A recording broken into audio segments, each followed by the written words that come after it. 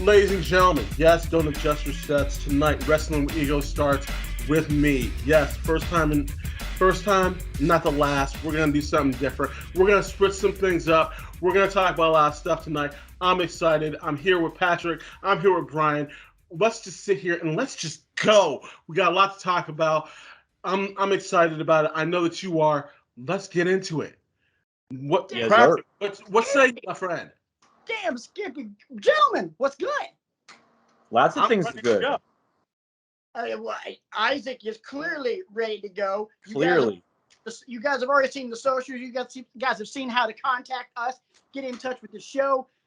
Damn, we got some loaded. By the way, Isaac, nice Clemson jersey there, bro. Thank you. Appreciate it. Shout out to my cousin KJ Henry, who's playing tonight. Going to see him next week in Pittsburgh. Gonna love it. Thank you. Appreciate it.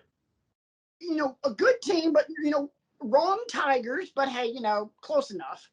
Look, when he's starting for their team, and basically his freshman roommate was Trevor Lawrence, it's the right team. That's all I'm saying. Yeah.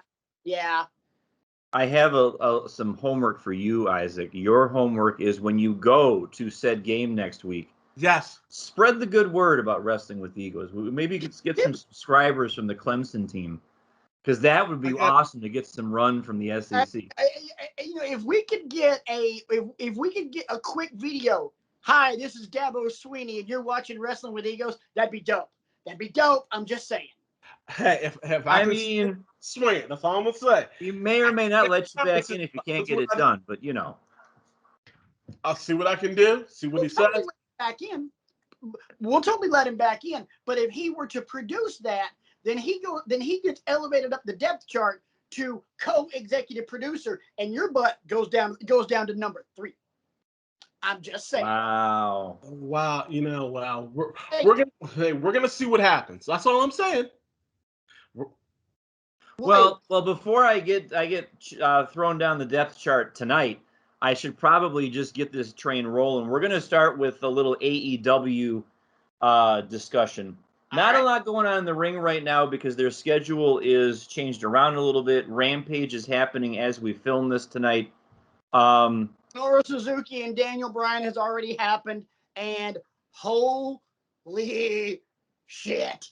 I love the fact that I'm able to see some Minoru Suzuki matches that I don't have to go digging for. I mean, it's a treat, and I consider myself fortunate to be able to see him in action.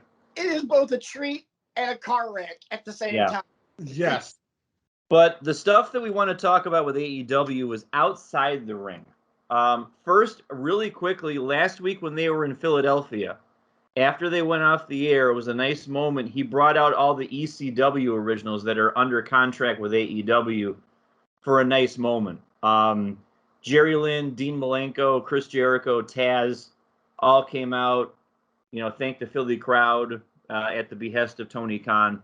So that was a nice moment. But I want to bring your attention to some comments that Tony Khan made, and I don't remember who the interview was. It's a series that's not been around that long, but it's some kind of a rounded desk, and it's like a podcast kind of thing. But Tony Khan made some comments about the way WWE is building things up in advance of their pay-per-views. Something to the effect of, did you see their go-home show? It sucked, or something like that. Essentially calling WWE on the carpet for their booking decisions they make in advance of a pay-per-view. My burning question for the two of you, and you can take this any direction you want to.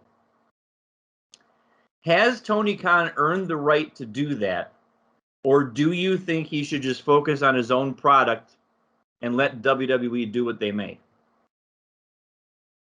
Isaac, I want you to go first, because I have an answer I guarantee you, we're going to be minutes into this show, and I have an answer that's going to piss off Brian. I mean, I really don't have an opinion on it. I just thought it was kind of interesting that... When you hear my answer, you're going to get a little frustrated, I promise. Okay. Okay, I'm gonna start off with this. Now, if you guys have seen the movie Head of State with Chris Tucker, yeah, as he's running for president of the United States, his girlfriend at the time says, "You can't worry about what the other person is doing. You got to run your own race." And right now, Tony Khan needs to just run his own race. And now, in my opinion, is he running it well? Yes. Is he doing things right? I think so. But I think focus on what you're doing, run your own race, and everything else will fall into place, or the WWE will fall off. And they have been, we know they have. It is what it is.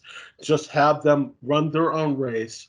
Stay focused, keep your blinders on, keep putting on fantastic matches that everyone wants to see. You know, you're doing what you need to do with the talent that you have, which is phenomenal, and just run your own race. Don't worry about what the WWE is doing. They're going to do whatever that Vince wants, and that's it. That's fine. I'm okay with that. But stick to what you're doing best. Put your blinders on and keep looking forward. And then when you win the race, you win the race. If you don't win the race and you're close, then we'll deal with that when it comes up. Everything else, don't worry about. I think he just needs to focus on him and stop taking shots at WWE. You know, take a couple punch shots, but other than that, focus on you. That's all I got. Patrick, what do you say, you? I will restate the question to begin with, ladies and gentlemen. Should Tony Khan stay in his own lane, or is it cool for Tony Khan to fire a couple of shots across the bow of the evil empire that is WWE?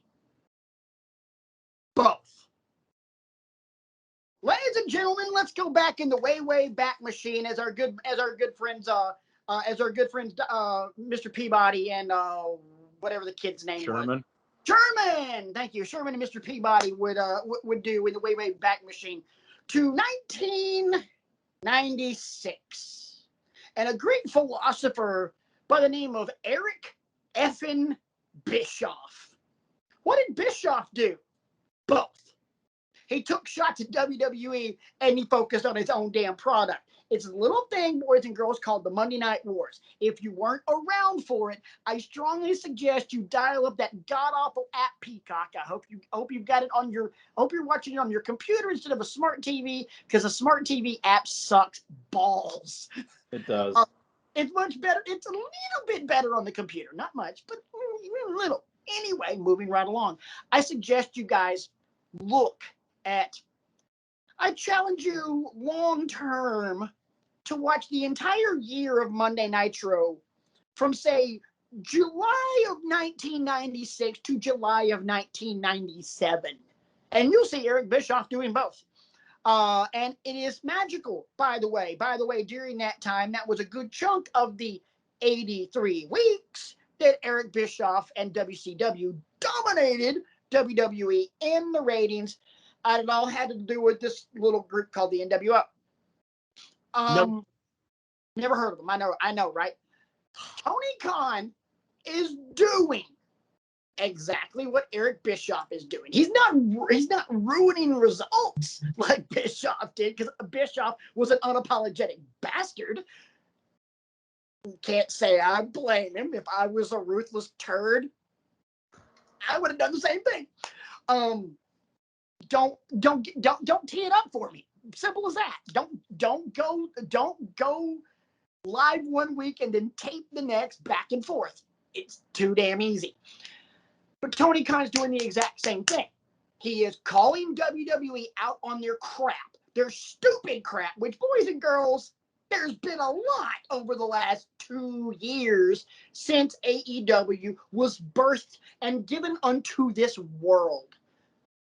And at the same time, he's focusing on his product, which, by the way, is a better product right now by leaps and bounds.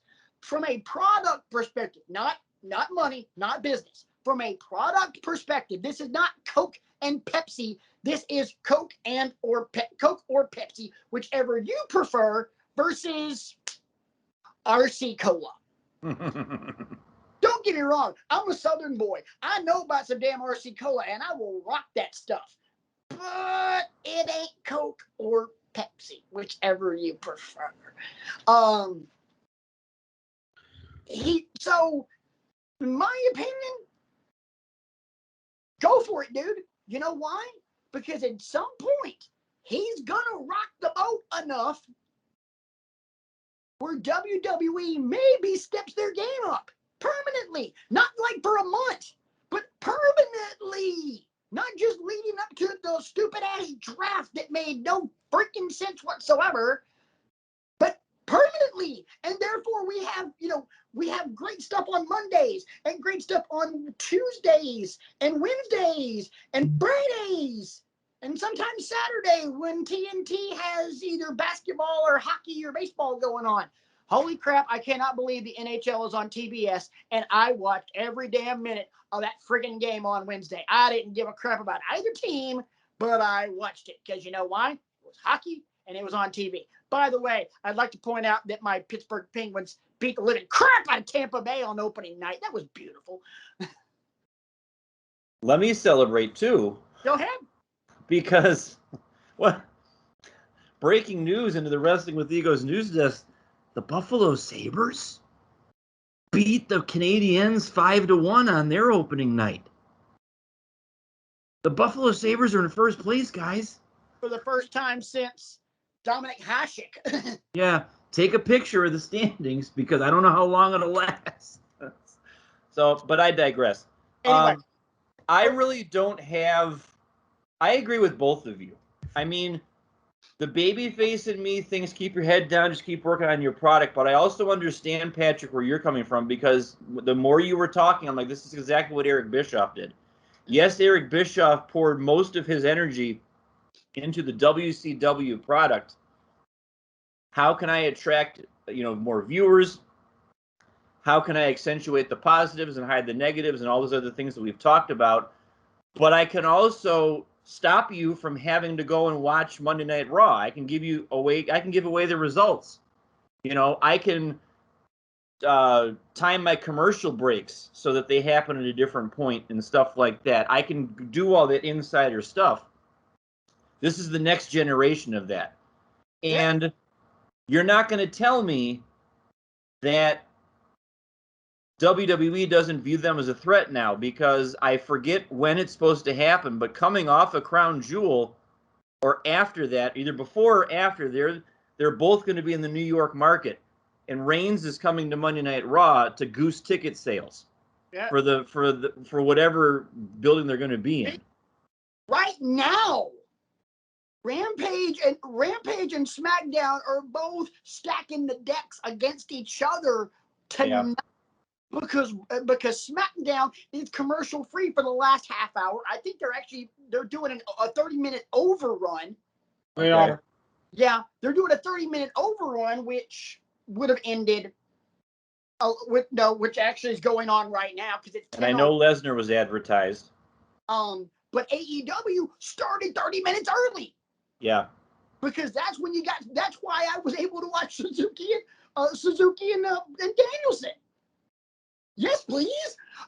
So it's obvious that it's already happening in my eyes. Right. And WWE apologists, and yes, there are some out there that watch this show, don't come at me and say, no, AEW is not a threat. If you say that, you're either A, not paying attention, or you're B, delusional. You don't get it, or as Brian said, you're delusional, or C, you are a liar. I hope you're not a liar. I hope you wouldn't lie to us. We've never lied to you. I might have lied to Brian and Isaac a few times, Did he say a few? Did he just say a few? Keep moving. Look at it this way. And this is being charitable when I do this, folks. This is the trajectory that WWE maybe is on right now. Yeah. This is the trajectory that AEW is on. At some point, if you could extrapolate this out, these lines are going to intersect and overtake each other at some point. I mean, I've said it before, and I'll say it again about AEW. You have to look very, very hard and very, very deep to find missteps with them. They don't make mistakes very often. No. And they certainly don't make them at the rate that WWE has made them over the past 2+ years. Right. So I mean, I view them as competitors of each other now. How can you not? I completely agree. Let's go ahead and move on to the next topic. B, can I run this one? Oh, actually, no. The third topic's mine. You got the yes. Second. We want to take a moment and give some shine to our friends in the land of the rising sun, because there is a G1 Climax tournament going on right now over in New Japan. I will give everyone a thumbnail sketch and then get your reactions to it. It's about, I would say, 3/4 of the way to being completed. And there have been some interesting developments over the course of this multi-week action. The first one for me, Tetsuya Naito had to withdraw after one match due to injury. So he forfeited the rest of his matches. I don't have the injury in front of me. We all wish him a speedy recovery. Some surprise early front runners in their respective blocks were the Great Okan and Toru Yano. No, that's not a mistake. I know we bring up Toru Yano as a comedic wrestler. Toru Yano was leading his block after about the first 4 or 5 matches. He had like 6 or 8 points. And I was making fun of the fact that he could win the whole thing. But then I'm like, well, wait a minute. If he keeps winning his matches, yes, he's going to win the whole thing. Block B has sorted itself out a little bit because Jeff Cobb defeated Kazuchika Okada yesterday. That's a shocker. So Cobb now has 16 points. Because I was looking at this, and apparently I did not get what I just found online does not have yesterday's standings. I had to go 2 pages deep in my Google search in the pre-show meeting to find the most current results, because it doesn't always give me the most updated results. It goes 4 days ago, a week ago. But right. B block is Jeff Cobb in the front with 16, Okada with 14, Evil with 12. A block is the one that's the most compelling because you have 4 guys with 12 points right now. Their actions tonight: Kota Ibushi, Ishii, Takagi, and Kenta all have 12 right now. So I don't know who's coming out of that one. What about Zack Sabre? Because I'm looking at it right here, and it looks like Zack Sabre Jr. is also 6-2, which would give him 12 points. You may be right. I thought it because those 4 were all grouped together. Yeah. So block A is the block with all of the, great technicians and stuff like that. Because what I'm looking at here with 12 points, and which this should be up to date since their actions today. Kenta, Kota Ibushi, Shingo Takagi, and Zack Sabre Jr. all have 12. Tomohiro Ishii has 10. That's what I'm looking at. Then maybe I got my columns mixed up when I was making my notes, so I apologize for that. So let me ask you this: from what you read, are you 100% sure that you did see Jeff Cobb beat Kazuchika Okada? That's confirmed because Okada has a loss. Okay. Where he didn't have one when I was making my notes. Because what I'm looking at has them both at 7-0, so that would obviously not have updated from last night. So let me ask you a quick question. Yes, huge. That is huge. Based on those names you just heard, who comes out of A block and who comes out of B block for the final? Okay, I'm looking at where we stand right now. And look, I'm answering this as a not who I think, who I would really love to see in the finals of this. Number 1, out of B block, give me Jeff Cobb. Oh my God, give me Jeff Cobb. Who would I love to see Jeff Cobb face? Give me Jeff Cobb versus Kenta. Give me Jeff Cobb versus Takagi. Give me Jeff Cobb versus Zack Sabre Jr. Oh my God, give me a technical wizard like Zack Sabre Jr. and an Olympian, Jeff Cobb. Holy crap. I love Jeff Cobb. I am such a huge fan of his work. It pissed me off to no end when he initially showed up on AEW to help out Chris Jericho and company, only to use, hey, I'm on AEW now, to be able to renegotiate a better deal with New Japan. I was like, son of a... I really wanted to see him in AEW because God almighty. Because think about this, boys and girls. If Jeff Cobb were in AEW, we would have probably already by this point had Jeff Cobb versus Miro. Shut up and take my money. Whoo, Lord. It's hot here. Yeah, Isaac, what are you thinking? What names are coming out? Are coming to the top for you? Patrick hit most of mine off the top. Jeff Cobb, and Kenta. Those are the ones I'm It thinking would be of. a clash of styles for sure. But that's what makes it even better. Jeff Cobb, real quick, a lot of people don't know this. If you go back and watch Lucha Underground, Cobb was Matanza Cueto, the big monster that was Lucha Underground champion for so long. Jeff Cobb proved under that freaking mask he can work with anybody.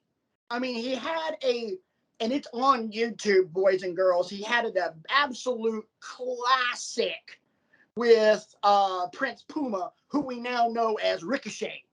And it was, damn. Jeff Cobb can work with anybody.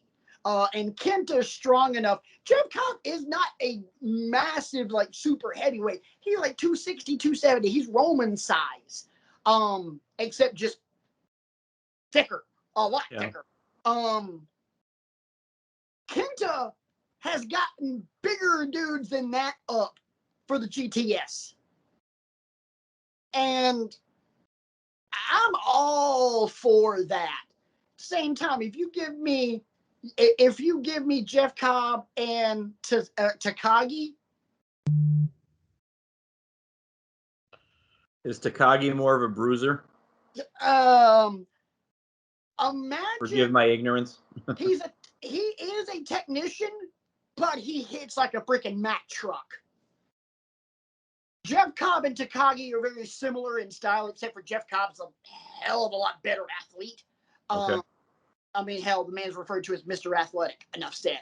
But yeah, that match would be mwah.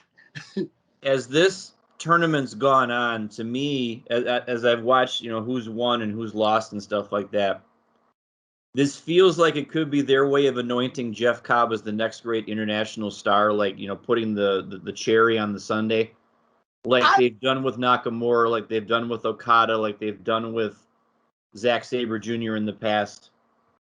I would think so. It would also be very interesting to see how that plays out, because I've not been following New Japan all that much, but what I do know is that Will Ospreay is primarily working New Japan, NWJP Strong over in Los Angeles. And he's still holding on to the IWGP World Heavyweight Championship belt that he never lost because of injury. Jeff Cobb is a member of the United Empire, Ospreay's stable. Okay. That could be interesting, especially if they were to anoint Jeff Cobb. That could be very interesting. The same time, something else that intrigues me is a possible Will Ospreay, Zack Sabre Jr. match. They could go for an hour if they wanted to.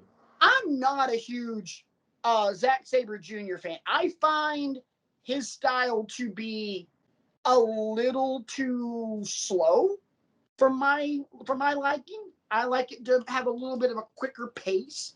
But the fact of how technically brilliant the guy is it's just stupid.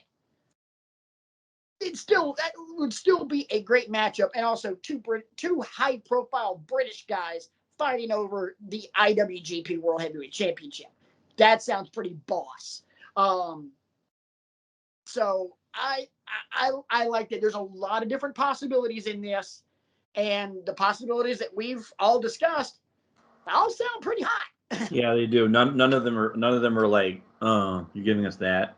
It's. Oh. And to be completely honest, even if they were to give us Evil or Okada coming out of B Block, I still ain't mad about that because Evil and Okada are both badasses. Yes. Okada, I worry about Kazuchika Okada getting put back into the limelight, in terms of like winning G1, because it's almost like Okada starting to become Cena. Yeah, and I feel, but something also tells me that Okada would be more, and maybe I'm completely misreading him, would be more willing to take a step back and understand we've got to prep the next generation here. He's totally that guy. Yeah. From what I've read about him and the way I've seen him work and stuff like that, he understands he can't do it forever. Right. And I'm sure there's tons of people he'd love to work with. So we're all interested in seeing how it shakes out.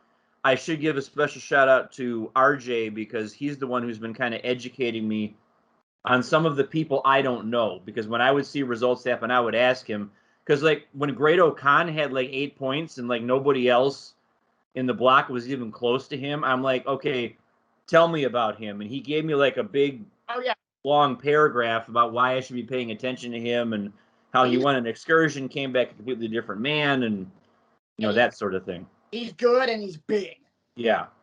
And that is one thing that New Japan is short on right now is monsters.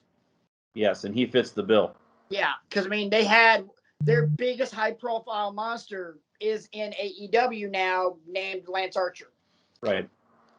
So that seems like a good point to segue into. Maybe I don't want to segue into this because apparently it's going to rub a lot of people the wrong way. I know it rubs me the wrong way. So, Patrick, why don't you take the lead on this one, sir? All right.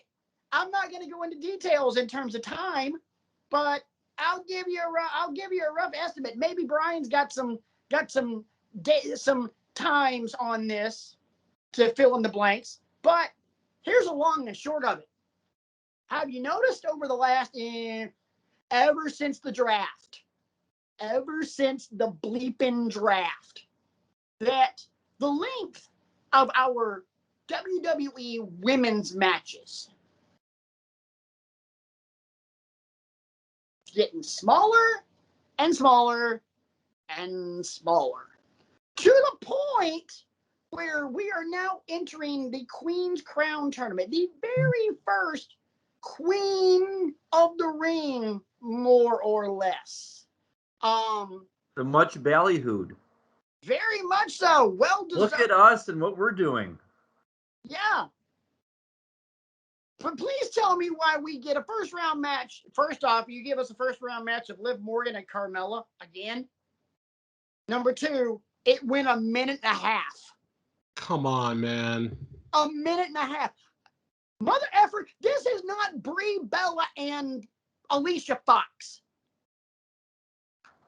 This is not Oksana and Jillian Hall. These are women,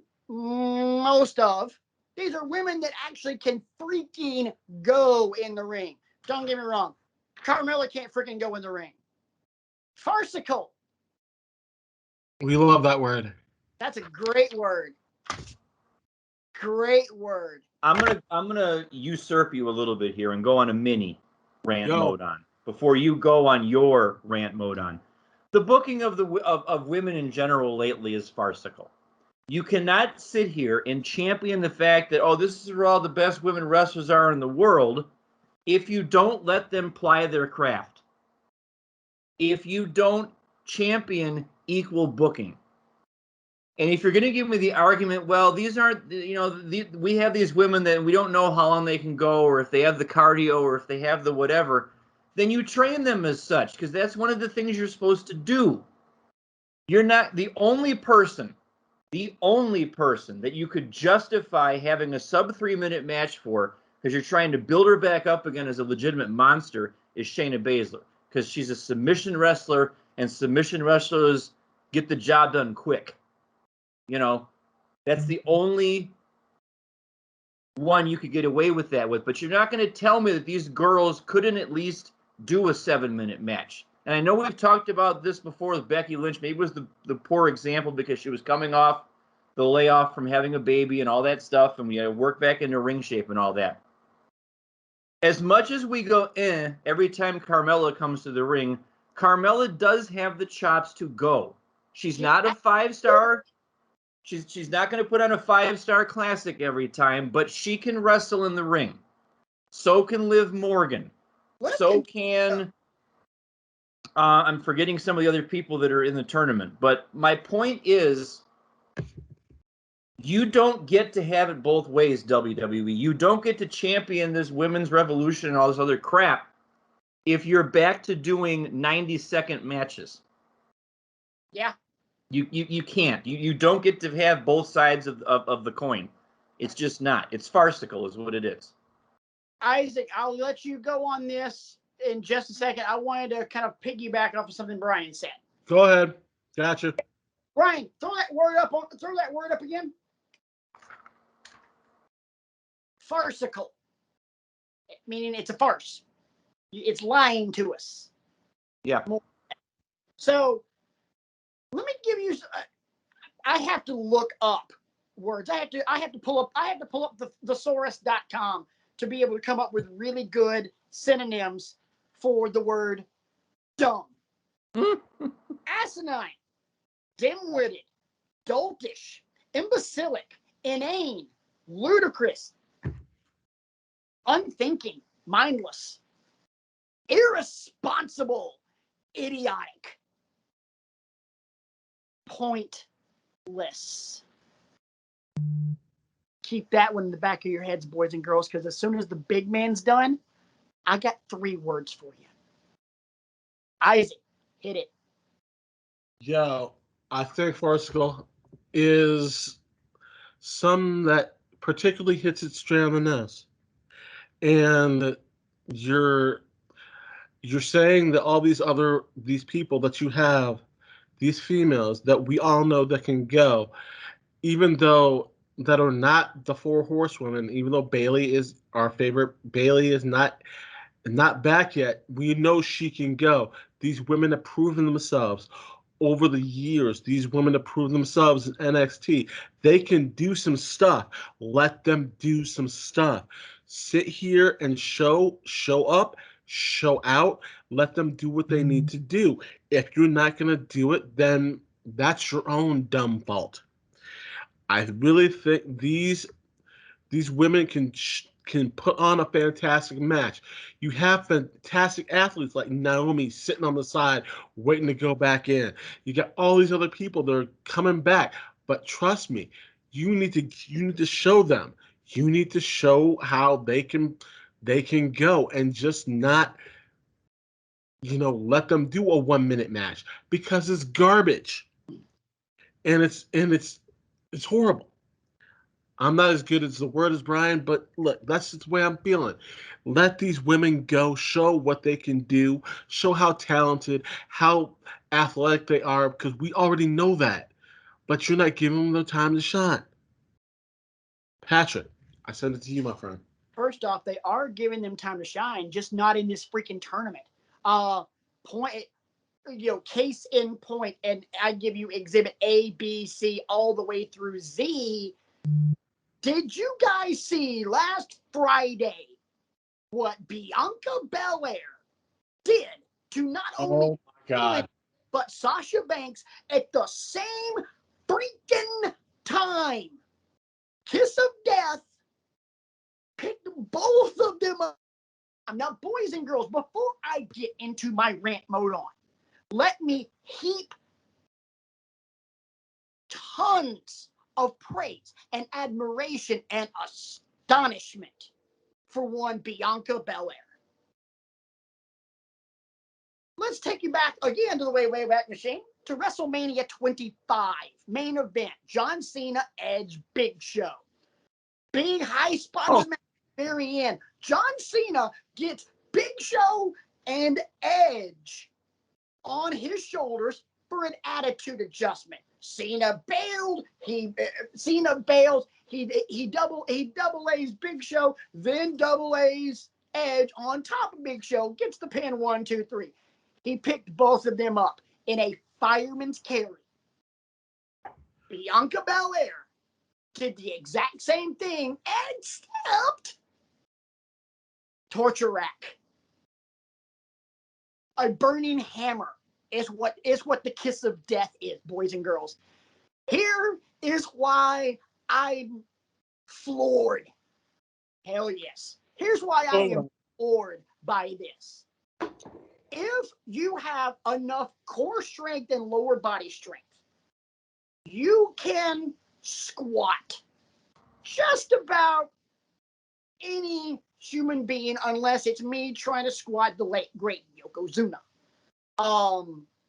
Yeah, because here's what it will happen.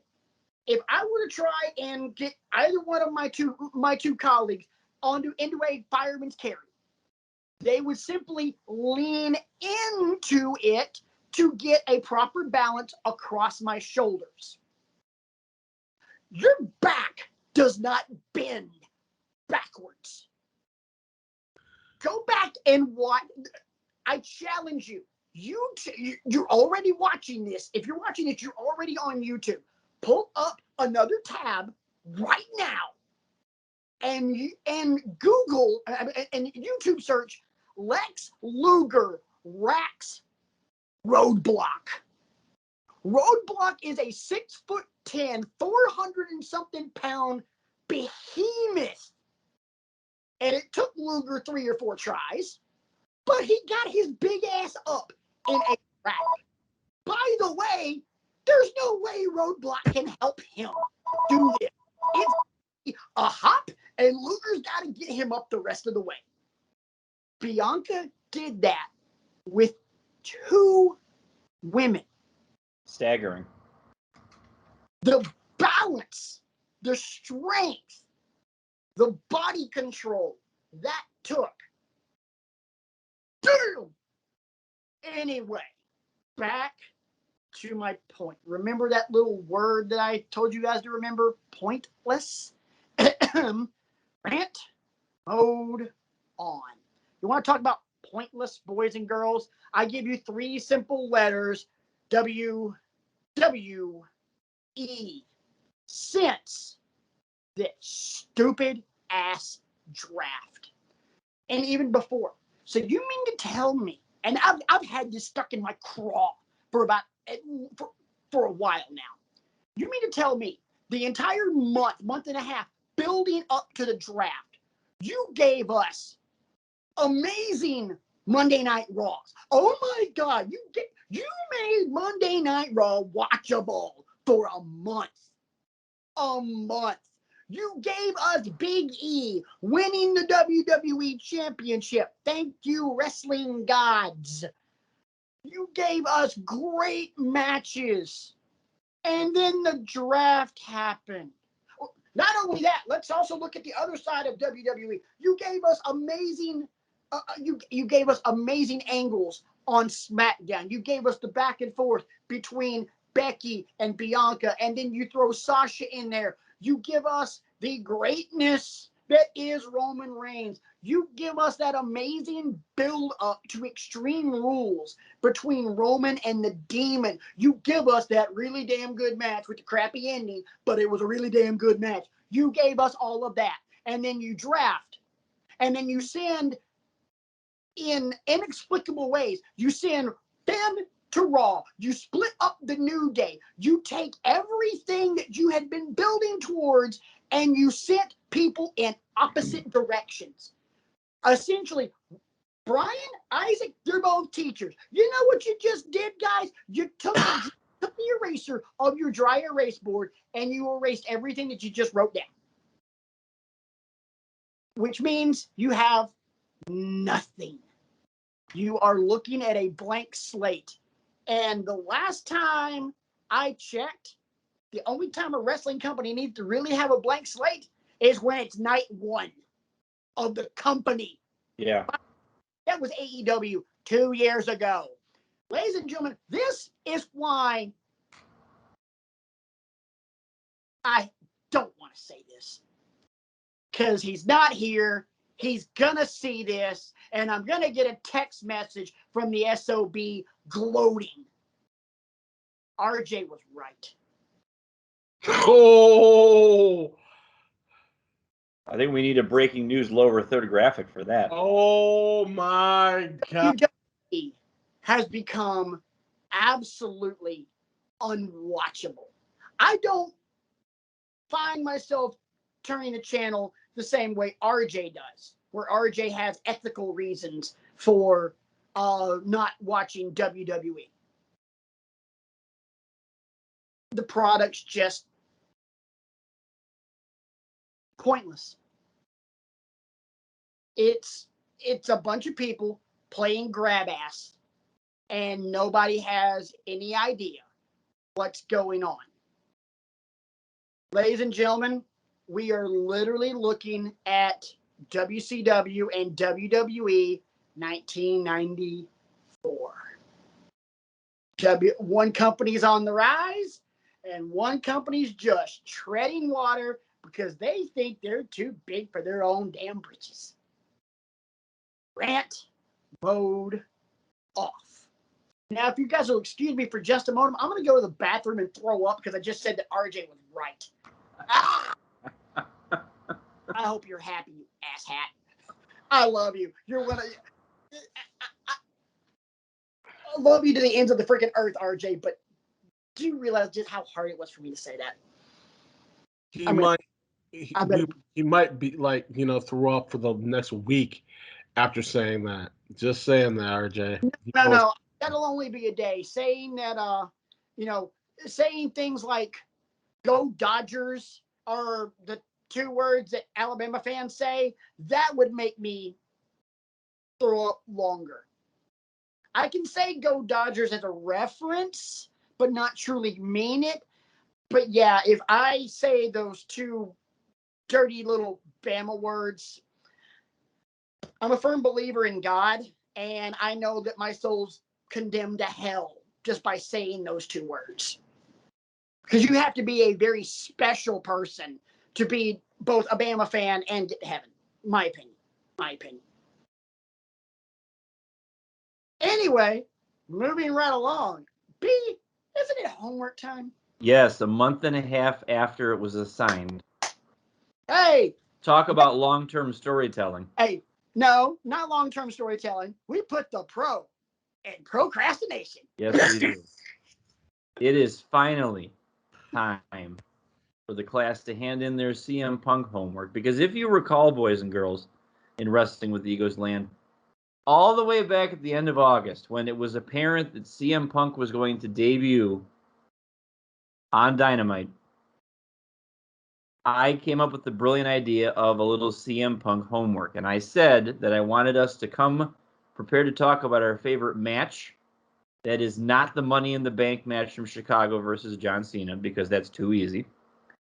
And our favorite moment of his career that is not the pipe bomb or his AEW debut, because we can all stipulate that those are the moments that everybody automatically goes to when they think about CM Punk. So, gentlemen, would you please be so kind as to extrapolate? Which one are we doing first? Let's do match.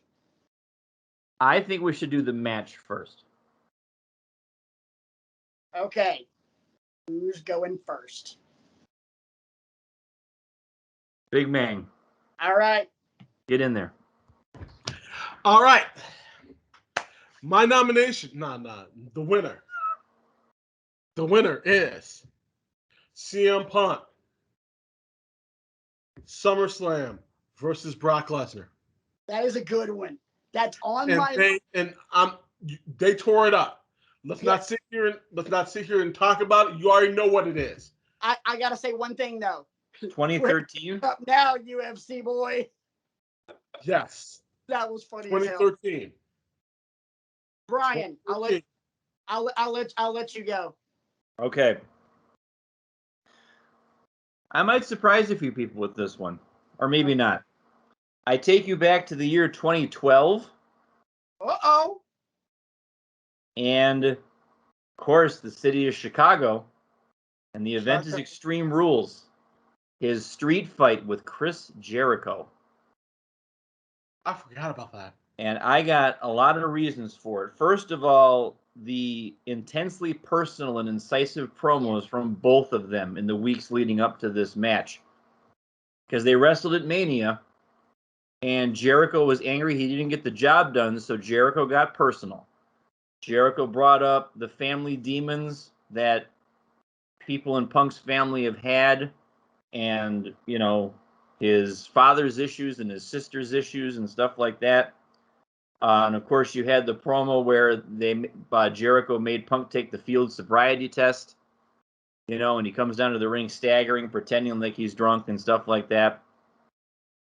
And then the match itself, they both came ready to fight, and it was about a half an hour that they went, because I rewatched it the other night in preparation for the show, just to remind myself about some of the spots. And, you know, some of the spots, like, you know, the Randy Savage elbow off the top through the announce table where the crowd was going, Randy Savage. I mean, I thought Punk broke his hip, you know, because he kind of shorted it a little bit, but he was able to finish. And, you know, great commentary, actually, from Michael Cole. And I forget who was on the announce desk with him. I think it was Jerry the King Lawler at that point still. I think so. Yeah, great commentary from them. You know, I was paying attention to that part too. And there's always a little extra when it's in Chicago. Oh, yeah. Because we know what a great, you know, wrestling town Chicago is. So for me, that's the match I go to. I mean, I could have picked about 5 or 6 other ones, but that's the one that I always come back to. I had 4 on my list. I have to mention the other 2 because one of them, for me, is my absolute favorite CM Punk match. And when you initially assigned this homework, I said, well, my favorite match isn't the Money in the Bank match. I'll get to that one in a second. But another amazing honorable mention, still in 2012, Over the Limit, CM Punk and Daniel Bryan.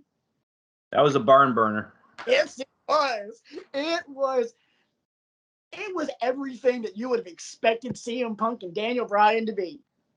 Nothing. I might go cue that one up before I turn in for the night, actually. Nothing less, nothing more. And you know what? That was perfectly wonderful. But my favorite CM Punk match of all time is also my favorite John Cena match of all time. Raw 1000, when Cena cashes in his Money in the Bank on CM Punk. Holy crap, what a match. To me, from a in-ring perspective, now, it's very easy, in my opinion, to get wrapped up in the emotion of a Chicago crowd with CM Punk in the ring. It just makes it that much better. It's like college football. You know, it kind of has that feel, that hometown, like this is our guy. Like if you're in Death Valley #2, like Clemson, or you're at the Horseshoe in Columbus, or Jordan-Hare Stadium in Auburn, those are our guys. Or Paul Snow Stadium in Jacksonville, Alabama. Go Gamecocks. Or Don Shula Stadium in University Heights, Ohio, cheering for the John Carroll University. Blue Streaks. Nice. Having a difficult year, but go Blue Streaks. Yeah. So is Jacksonville State. We got Sam Houston State tomorrow. They're 5-0, and not looking forward to that one. Anyway, moving right along. It's very easy to get wrapped up in a Chicago crowd with CM Punk. But if you strip all that away and you just look inside that 20 by 20 ring, what you saw on Raw 1000 was Poetry. Exactly. It was chef's kiss. It was poetry. It was you're on a cooking competition and you're putting that in front of Gordon Ramsay, and Gordon Ramsay is going F and A. This is amazing. Yeah. That is top 5. One of my favorite matches to watch. Also, because CM Punk gladly took a $10,000 fine for giving John Cena a pile driver. Yep. I remember saying like, "Oh crap! It was a pile driver! Awesome!" I geeked out over that because pile driver and brainbuster are my 2 favorite moves in all of wrestling. And the pile driver doesn't get used very often because, Owen Hart effed up. Right. Let's be honest. All right, so there's the match. How about the moment? B, you're up. I'm going to take a risk here, and I'm going to ask to go last. Okay. I'm going to pray to God that neither one of you take my moment. This is my moment. Well, I've got a list, so I'm guaranteed to have something. So may I let you go second? That way you can, unless Isaac pulls yours, you've got yours. Okay, fine. Isaac, what do you got for your moment? Okay, I was waiting for you guys to figure this out, but apparently I'm going. It is what it is. My best promo is not the pipe bomb, because we all know what that is. Mine is a little bit after the pipe bomb. Mine was him, Triple H, in the ring, and he didn't sit here and say, he specifically said, this isn't Triple H versus CM Punk. This is Paul Levesque versus Phil Brooks. Yeah. That right there got real as beep. You guys know it. You could see the tension. You could feel it, because that's what it was. That was promo right there. I don't want to say, obviously, it wasn't the pipe bomb, but it was real damn close. That you could feel. That's mine. Right. I let the floor to you, but that's mine. And I think it's up there with one of the tops. That's all I'm saying. I got a little scared for a brief moment because I thought you were going to take mine, because you said it was shortly after the pipe bomb, and I got a little nervous. I know what yours is already. Say it. Let me take you back to July 11th, 2011. Just say the phrase. Make me happy. Say the phrase. Where CM Punk publicly negotiated his contract. That's not what I thought you were going to say. Mr. McMahon. Okay. And this goes back to what I've always thought about CM Punk. Say what you will about the guy, but I can't think of another example of someone, and maybe Patrick, Isaac, you can give me some examples, of someone allowed to skirt that line between work and shoot as much as CM Punk was able to do. Say what you will about the booking, about the Kevin Nash crap, and about this, and about all that other stuff. CM Punk got in more zingers than about anybody I can imagine, because some of the things in this promo that he got to say to Vince's face, you have to look at that Paul Heyman ECW promo as another time, that the only other time that a guy was allowed to say what he actually felt about Vince McMahon. But my favorite line from this promo, Patrick knows where I'm going with this. I think I know where you're going. And where, oh, where are my ice cream bars? I mean, just the whole thing. Like, to me, this is the Pipe Bomb's lesser known but equally brilliant teammate. And boys and girls, if you've never seen, if you don't remember the one I'm talking about, all you got to do is YouTube it. You type in Punk publicly negotiates his contract, and it'll come up. But the actual date is July 11th, 2011. This is the week before Money in the Bank. Because John Cena comes out about 2/3 of the way through it, and the whole thing. But and then him and Cena get into it, and they start trading some barbs too. You've become everything you hate. Now you are the dynasty. You are the New York Yankees. And it's massive. I mean, just reading because the website that I went to had like the transcript. I forget if it's CagesideSeats.net might be the one that does that, but they have like word for word what they said, and I forgot how incisive and to the bone this promo was. So do yourself a favor, boys and girls, and look that one up, because it's it's worth a watch. Well, I had several backed up in case we didn't go here. I was prepared to go with CM Punk's one of his final promos from Ring of Honor when he signed his WWE contract on when he won the world title before he left for WWE, saying that the greatest trick the devil ever pulled was convincing the world he didn't exist. Well, I exist, and I had each and every one of you. That one was great. Him also telling The Rock that his arms aren't long enough to box with God was quite great. But do I have everyone's attention now? Brian, you talked about the negotiation with Vince being the companion, the tag team partner to the Pipe Bomb. Nope. It's a triple threat. It's a trio of promos, because sandwiched in between that public negotiation and that Pipe Bomb was a 1-week suspension.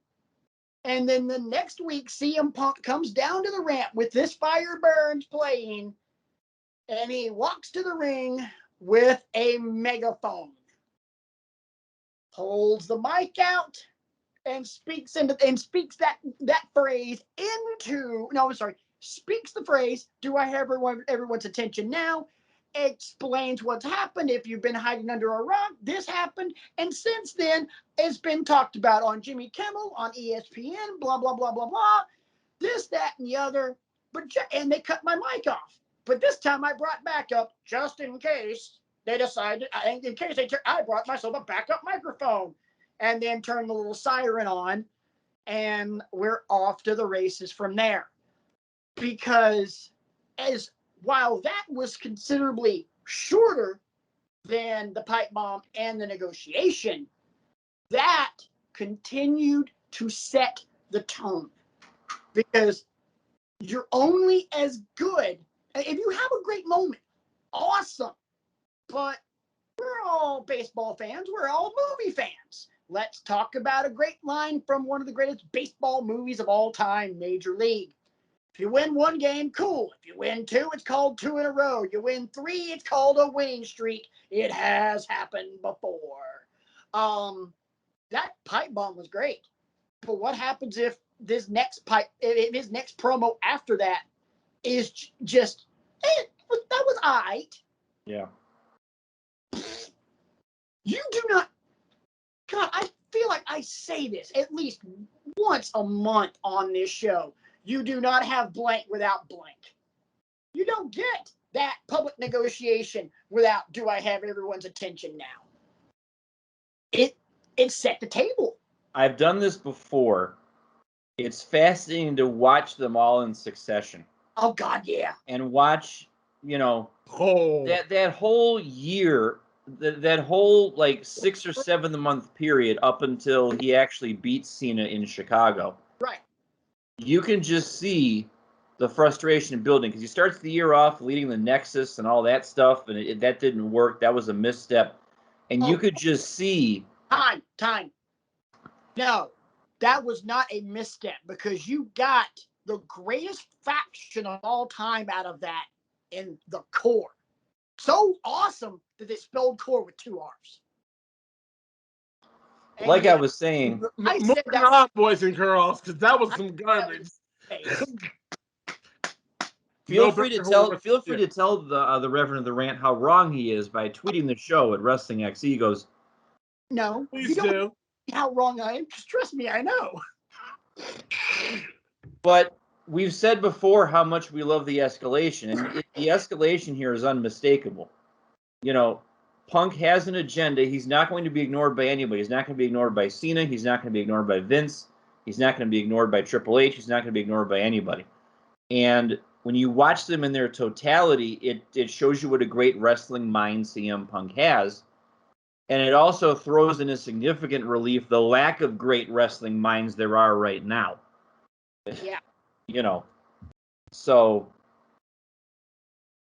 And then another match, like if I hadn't picked the street fight with Jericho, I probably would have picked WrestleMania 29 with The Undertaker. Yeah. That was all. Because you could argue that that's the last great Undertaker WrestleMania match. Because I don't consider the one with Lesnar a great match. No, I'm you're not right. gonna- I'm I not don't gonna- consider the one with Wyatt a great match. Pardon me, Isaac? Was I'm not even gonna talk about it. You already know how I feel. I know. I can't raise my blood pressure like that anymore. Yeah. That's all I'm saying. the one with Roman was the one with Cena at 33 was just meant to, be a high note. Yeah. What did you think about the one with Bray Wyatt? No. Okay. Yeah. It was good, but when To me, it fell flat. That one fell flat. But Because yeah, the sun was still out. huh? The sun was still out. Yeah. yeah. 29 was, you're right. 29 was the last great Undertaker Mania match. The other one that I would have thrown out in terms of a discussion of best Punk matches, 2 WrestleManias prior to that at 27 in Atlanta against Randy Orton. Or was that the year before? Was that No, that was at 27. Okay.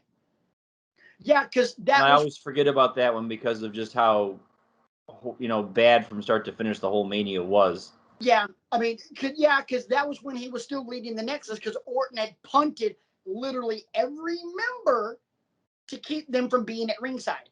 Yes. And that way it was just a straight up match. I have one more CM Punk moment, because we talked about all these moments when he's a good guy. There's one moment as a bad guy where I was like, oh my God, this is amazing. Does it have to do with the Royal Rumble? No. Oh, okay. Happy birthday to you. I forgot about that. Rio brings his daughter Aaliyah out, who's Aaliyah at this time, at best, she's 8 years old. Comes out, brings her out for her birthday so she could be in the ring on her birthday. And then Punk, with the Straight Edge Society in tow, long hair and everything, which my wife pointed out today, maybe yesterday, that, wow, when he had long hair, he looked like crap. Anyway, but moving right along, but he comes out and he's talking about how it's a great birthday moment, blah, blah, blah, blah, blah. And they start to leave, and he was like, oh, one more thing. And then he sings, I'm like, oh, that is so good.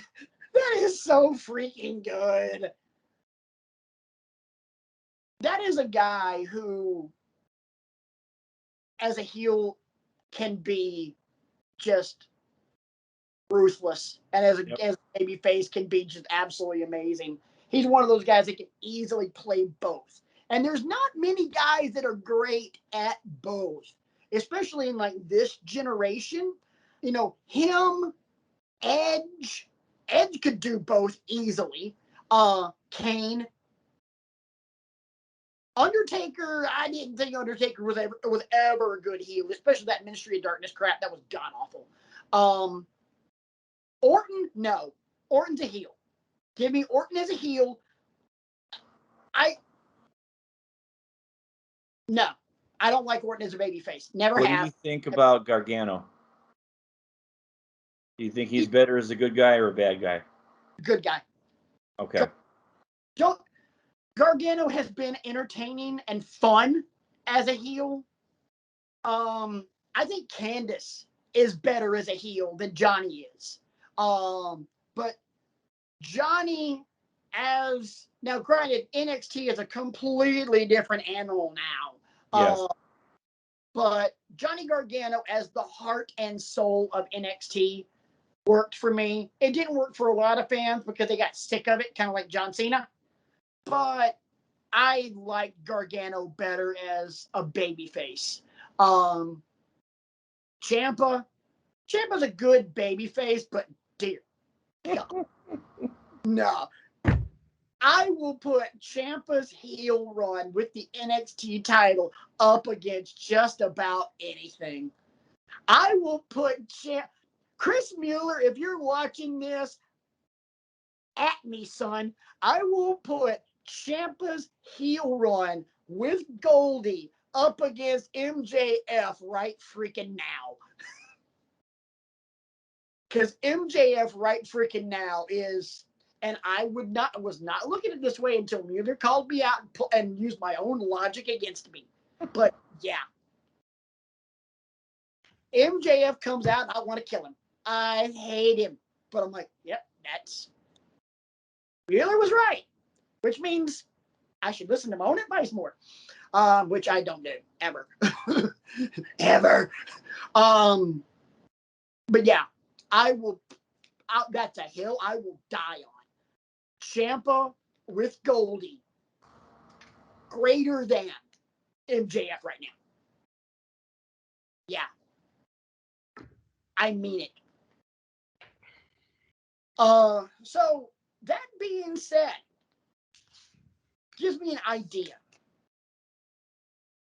Next week, say unless something major happens, and if it does, we'll start the show with that. But next week, how about a GOAT discussion? Yep. But not on one person. Challenge for you, gentlemen. Let's have a roundtable discussion. And do something that we never do with the GOAT discussion. Not are they deserving of being considered one of the greatest of all time. Let's answer a question.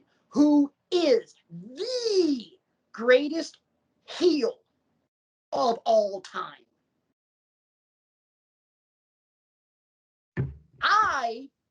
Next week, and I'll give them to you beforehand, but next week I will have criteria in which we will judge this. It'll be different criteria than our normal GOAT discussion, but it will be a true, and you know what?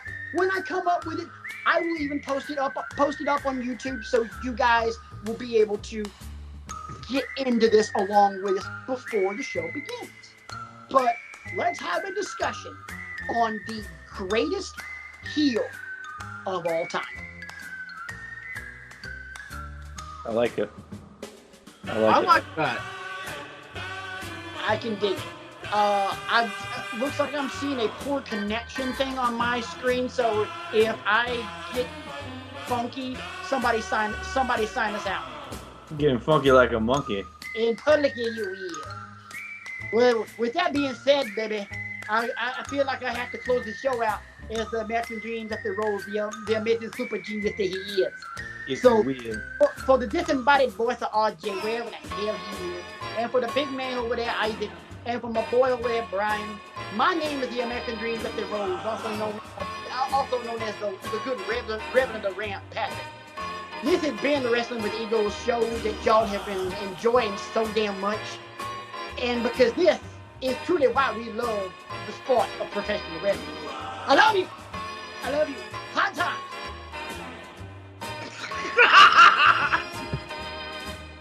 You're welcome. Oh my God. Well, that just happened.